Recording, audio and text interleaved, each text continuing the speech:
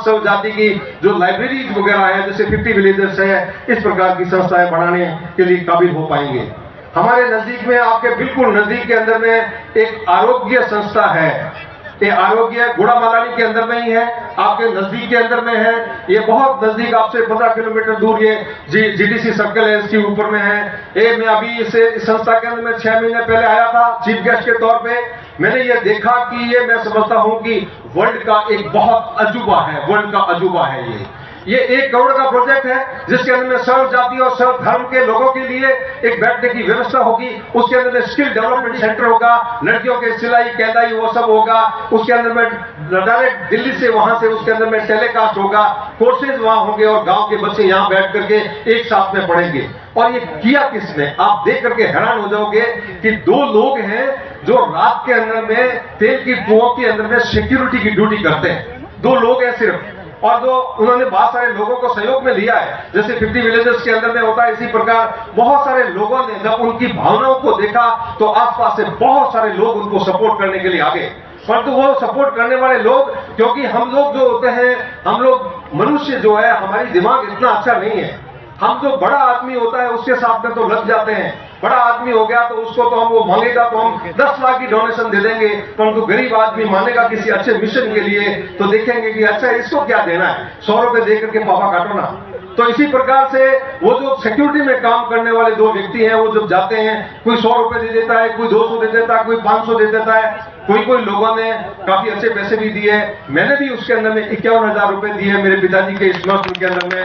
और भी एक तगाराम जी खती है, उन्होंने 1 लाख रुपए भी दिया है। और वो ऐसे करते करते इस प्रोजेक्ट के अंदर में 30 लाख रुपए खर्च हो चुके हैं। 30 लाख रुपए लोगों का डोनेशन आ चुका है। 1 करोड़ का प्रोजेक्ट है। मैं अभी आप लोगों से भी सबसे निवेदन करना चाहूंगा कि आपने इतना सारा पैसा दिया है, आप पैसे वाले हो, इस प्रोजेक्ट को, 1 करोड़ के प्रोजेक्ट को भी कंप्लीट करवाएं। आपके पास पैसे हैं, आपके पास 2 खेतियां होती हैं, इस प्रोजेक्ट को पूरे करोगे तो ये ग्रामीण क्षेत्र का एक 50 विलेजेस की तरह का एक ऐसा शानदार मॉडल क्रिएट हो जाएगा। इसको देख करके गांव के दूसरे गांव भी इस प्रकार के मॉडल करेंगे। और जब गांव के अंदर में इस प्रकार आलिशान संस्थाएं खड़ी हो जाएगी, गांव के लोग साथ में बैठ करके पढ़ना शुरू कर देंगे। गांव का एक आदमी जब डेवलपमेंट कर देगा, आगे बढ़ेगा, उसको देख करके बाकी लोग आगे बढ़ना शुरू हो जाएगा।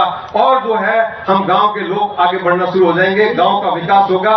जब गांव पढ़े लिखे होगा तो भारत का असली विकास होगा। अब इस संस्था को चलाने वाले अमराराम जी को मैं निवेदन करना चाहूंगा कि स्टेज पे आए। कालूराम जी हैं क्या यहाँ पे? कालूराम जी माड़ी, हाँ कालूराम जी, हाँ कालूराम जी आओ, इधर आओ। अमराराम जी इधर आ जाओ ऊपर में। ये 2 व्यक्ति हैं जिन्होंने इस संस्था को, इस आरोग्य संस्था को आगे बढ़ा रहे हैं। और इसके अंदर में इनका जितना सम्मान करें उतना कम है, इनको जितना सपोर्ट करें कम है। सर्व जाति सर्व धर्म के लोगों के लिए एक आलीशान संस्था बना रहे हैं। और ये बहुत कम से कम 4-5 साल से चल रही है। और इन्होंने पर्यावरण के ऊपर में और बहुत सारी जगहों के ऊपर में काम किया है। तो जब भी ये आते हैं, इनको कभी खाली हाथ नहीं लेता है। और आप अपनी जितना सामर्थ्य है उसके मुताबिक इनको जरूर दें, ताकि इस प्रोजेक्ट को कंप्लीट कर पाए। जब इस प्रोजेक्ट को कंप्लीट करेंगे तो हम इस प्रोजेक्ट को लोगों को दूर दूर से ला करके, सरपंचों को ला करके, बाहर के लोगों को, एजुकेशन के लोगों को ला करके, टीचर्स को ला करके उनको ये बताएंगे कि ऐसा मॉडल आप अपने गांव के अंदर में भी क्रिएट कर सकते हो। जब ऐसे मॉडल क्रिएट हो गए तो हमारे यहाँ doctor, engineer, IAS, IPS, army officer मिलना बहुत आसान हो जाएगा। और हमें इस प्रकार के प्रोजेक्ट को हमेशा चालू रहना चाहिए। धन्यवाद, थैंक यू। उसी के साथ साथ में हम लोग जो गांव के बच्चों के साथ में जब बात करते हैं तो हमारे पेरेंट्स की भी और गांव के बच्चों की सोच बहुत छोटी होती है। मैं भी एक किसान का बेटा हूं और आपके जैसे ही गांव की तरह निकल के आया हूं। और हमारे गांव की हालत तो बहुत खराब है। वहां पानी नहीं है, कभी कभी 3-3, 4-4 बार अकाल एक साथ में पड़ जाते हैं और अंडरग्राउंड पानी है नहीं। तो जब मैं फौज में गया था तो मेरे को फौज में जाते ही मेरे एक अच्छे उस्ताद थे, उन्होंने एक किताब दी थी। वो किताब ये तो नहीं है, वो मेरी लाइब्रेरी के अंदर में रखी हुई है। तो ये किताब है बड़ी सोच का बड़ा जादू, the magic of thinking big. ये किताब मैं समझता हूं हर एक ग्रामीण व्यक्ति को पढ़नी चाहिए, हर एक स्पोर्ट्स बच्चों को पढ़नी चाहिए कि आदमी जब बड़ा सोचना शुरू करता है तो पूरी कायनात उसको सपोर्ट के लिए आ जाती है कि अच्छा तू मेहनत कर रहा है। सब उसके पेरेंट्स भी आ जाते हैं जब उसका मेहनत दिखता है। जब मेहनत दिखता है तो पेरेंट्स ही कहते हैं छोरो मेहनत करे नो ये तो मेडल मिल गयो तो आप भी सपोर्ट करो। गाँव वाला भी उन्हें पॉजिटिव हो जावे, सब शाबाशी देने आरू कर देवे और उस शाबाशी जो है बच्चे ने जो बिल्कुल एकदम एनर्जी मिल जावे और उस एनर्जी के बेस के ऊपर में बच्चा आगे से आगे चलता रहता है और वो आगे 30-35 साल की उम्र के अंदर में बहुत बड़ी शख्सियत बन जाता है।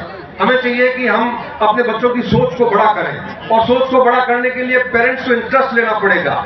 पेरेंट्स को सोचना पड़ेगा कि मेरा बच्चा किस चीज के लिए बना हुआ है, मेरा बच्चा स्पोर्ट्स के लिए बना हुआ है या मेरा बच्चा स्टडीज के लिए बना हुआ है या मेरा बच्चा सोशल वर्क के लिए बना हुआ है या मेरा बच्चा जो है बिजनेस के लिए बना हुआ है, किस चीज के लिए बना हुआ है। यदि ये बिजनेस के लिए बना हुआ है तो किस प्रकार के बिजनेस के लिए बना हुआ है, यदि स्पोर्ट्स के लिए बना हुआ है तो किस प्रकार के स्पोर्ट्स के लिए बना हुआ है। हमको ये सब आइडेंटिफाई करना पड़ेगा। उसके लिए पेरेंट्स को बच्चों के साथ कदम से कदम मिला के चलना पड़ेगा। जितने टीचर्स बैठे हैं, गुरुजन बैठे हैं, उनसे मैं ये रिक्वेस्ट करना चाहूंगा कि उन बच्चों को आप आइडेंटिफाई करें, उनको नजर रखें, एक रजिस्टर बनाएं, रजिस्टर बना करके देखें कि उन बच्चों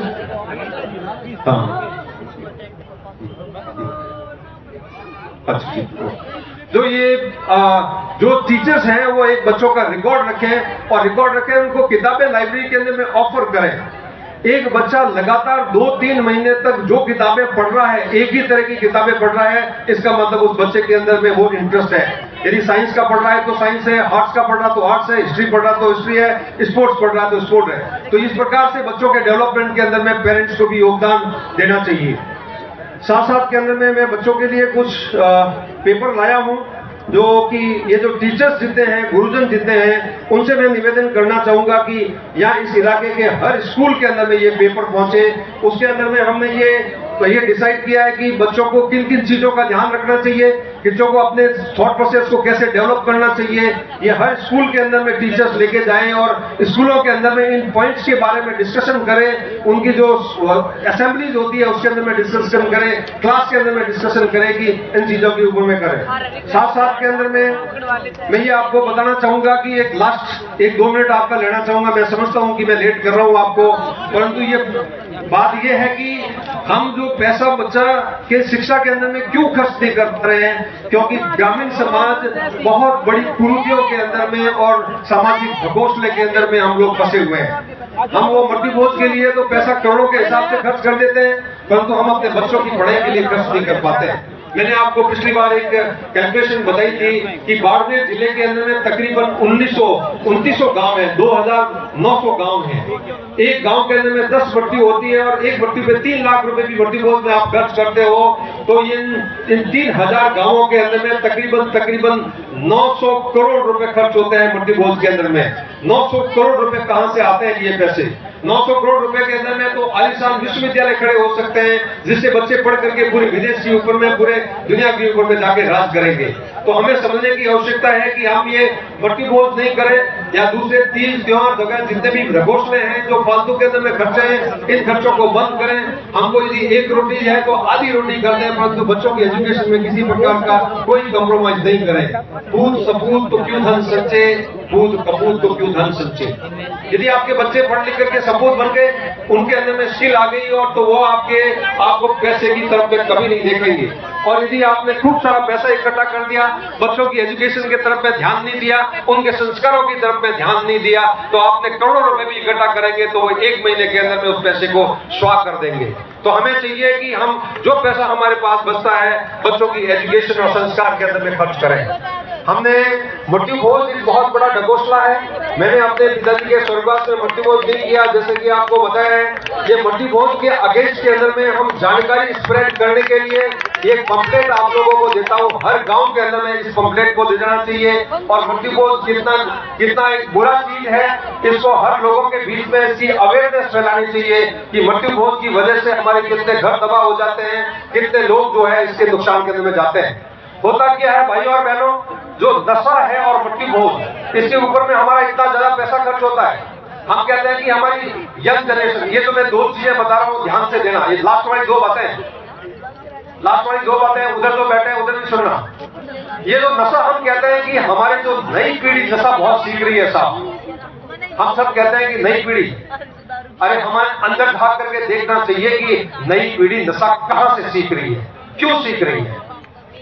हम इस जाजम के ऊपर में अफीम फैला देते हैं, इस जाजम के ऊपर में अफीम को घोल देते हैं, अफीम डोडा घोल देते हैं और उस अफीम और डोडा का जो है बखान करना शुरू कर देते हैं कि सा अफवाह हो, अमल री क्यों बात करो, ऐसा अमल तो हकपड़ करावे, ऐसा अमल तो बिछुड़ा लडूड़ा लोगों ने एकदम वो बिड़ा दे, ऐसा अमल तो अमृत है। ऐसा जब ऐसे बखान करने शुरू करोगे अफीम के, तो आपके जो बच्चे बैठे हैं आपके साथ में, उनके सबकॉन्शियस माइंड के अंदर में, जो बच्चे समझदार नहीं है, छोटे बच्चे हैं, उनके अंदर में इंटेलेक्ट क्रिटिकल थिंकिंग डेवलप नहीं हुई है, वो सोचते हैं कि अफीम तो बहुत अच्छी चीज है और उनको पता ही नहीं है कि कानूनी रूप से बहुत बड़ा अपराध है। जब वो हमको देखेंगे तो हम वो अपनी जाजम के ऊपर में बीड़ी और हुक्का और सिलम चलाते हैं। आपने देखा होगा कि छोटा सा बच्चा होता है, अपने दादा की गोदी के अंदर में होता है, दादा जब बीड़ी पीता है तो बच्चा उसको खींच करके बीड़ी पीना चाहता है। हम उसको बीड़ी पीने का मौका दे रहे हैं, हम उनके लिए रोल मॉडल बनते जा रहे हैं कि हम बीड़ी पिए, वो काको पिए, बड्डो पिए, मोमो पिए, नोनो पिए, हैं बीड़ी पिए तो बीड़ी में कहीं भी तो मजो वेला जब वहां पे बीड़ी हक रही है, वो डाबर बीड़ी पिए और क्या किया। अरे वो माथुर साहब और महेश्वरी साहब के बच्चे तो बीड़ी पीना नहीं सीखते, उन्होंने तो अपने घर के अंदर में कभी बीड़ी को प्रवेश तक नहीं होने दिया, उन्होंने अपने घर के अंदर में अफीम प्रवेश नहीं होने दिया, उन्होंने अपने बच्चों को कभी अफीम और बीड़ी नहीं दिखाया, उनके बच्चे अफीम और बीड़ी नहीं सीखते।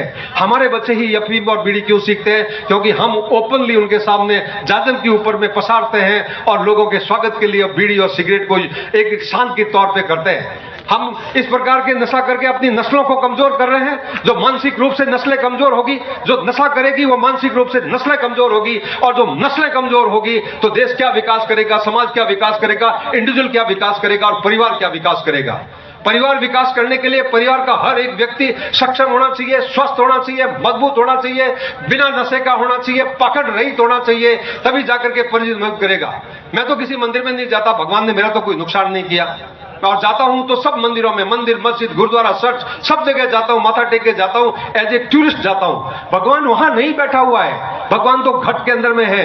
आप भगवान जो है वो आप वहां जाकर के भगवान के साथ में भीख मांगने से, भगवान वहां बैठा होता तो अभी वो बद्रीनाथ के अंदर में आज से 4-5 साल पहले 10,000 लोग एक बार वो मिट्टी के नीचे दब के मर गए थे, उसकी एक भी डेड बॉडी नहीं मिली अभी तक, तो वो भगवान था तो वो फिर बचा नहीं पाया उनको। भगवान वहां नहीं है।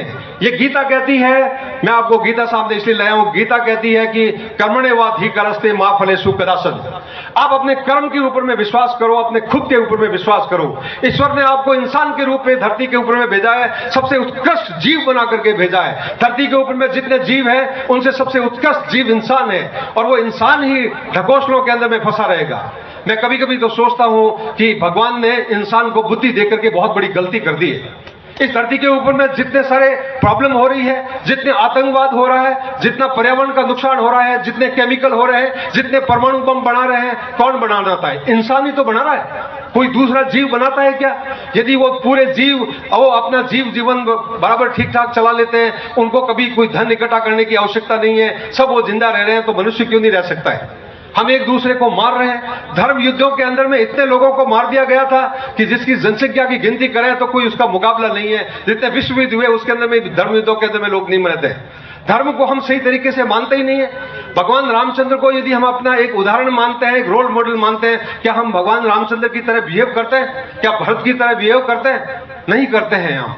तो इसलिए हमें वो जो ढकोसले के अंदर में जाकर के वहां मंदिर में जाके भीख मांगने की आवश्यकता नहीं है। हमें अपने कर्म के ऊपर में विश्वास करना है, एक अच्छा इंसान बनने की आवश्यकता है।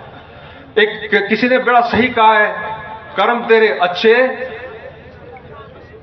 तो किस्मत तेरी दासी, कर्म तेरे अच्छे तो किस्मत तेरी दासी, नीयत तेरी साफ तो घर में मथुरा काशी, नीयत तेरी साफ तो घर में मथुरा काशी।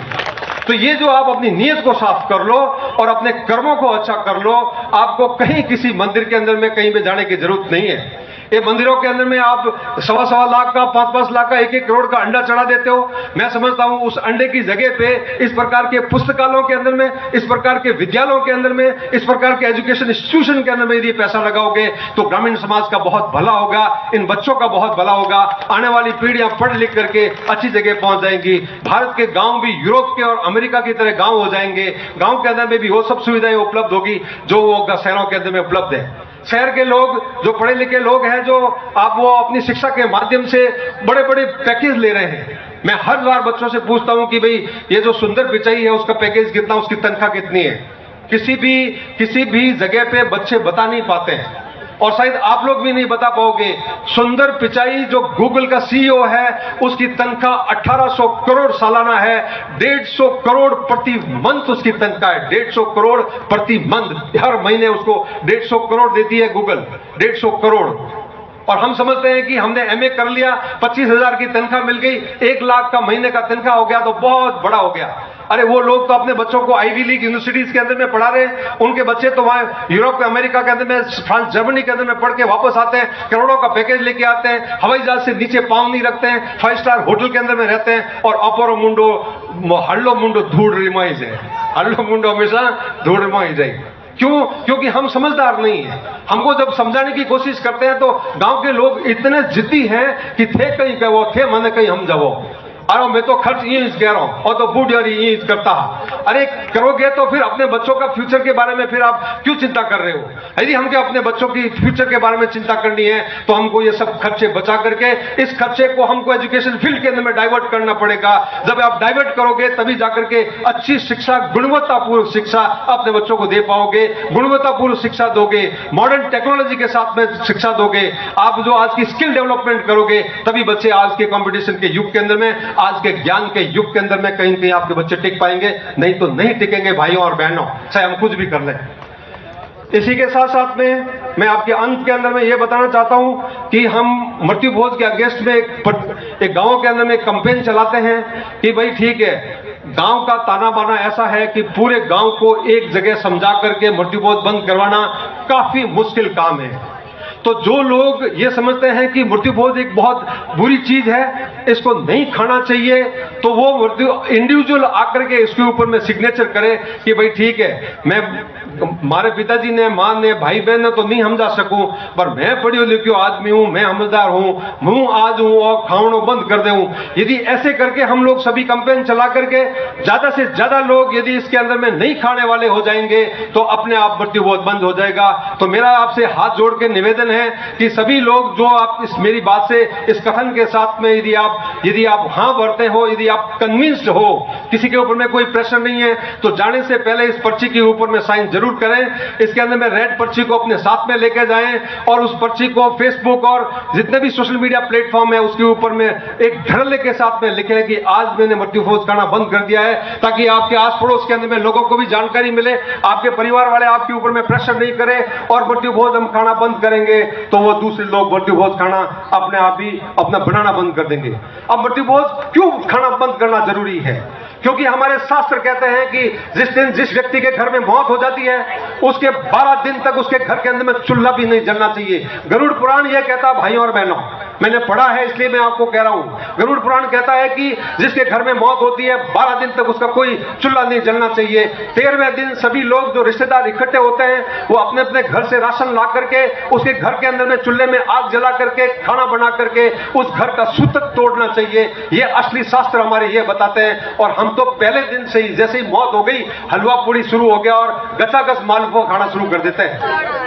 हमको इतनी भी बिल्कुल एकदम नहीं आती है कि मौत क्या है और खुशी क्या है। मीठा जो होता है 5 पकवान होता है, खुशी के प्रतीक होते हैं। जब खुशी होती है तब वो उसको करना चाहिए। हम दुख के अंदर में, मौत के अंदर में एक तरफ तो रो रहे हैं, आंखों से आंसू टपक रहे हैं, फिर भी हम हलवा खाते जा रहे हैं। हमको बिल्कुल शर्म नहीं आती है। हमारी इंसानियत मर चुकी है, हमारी आत्माएं मर चुकी है। एक पशु होता है वो मरता है तो उसके बच्चे जो है 3 दिन तक चारा नहीं खाते हैं। हमारे अंदर में मानवीय संवेदनाओं का हनन हो चुका है। हम मानवीय संवेदनाओं को एकदम जीरो करके और अपनी आत्मा को मार करके हम अपनी ये मृत्यु भोज करते हैं। जो आदमी इसे कन्विंस है इसके अंदर में जरूर साइन करें और मेरे कैंपेन के अंदर में सहयोग करें। मैंने आपका बहुत समय ले लिया, मैं आपको माफी चाहूंगा। आपने मुझे जोधपुर से यहाँ बुला करके इतना सम्मान दिया, आपने यहाँ मेरा अपना टाइम दिया, मैं थोड़ा लेट भी हो गया, माफी चाहूंगा।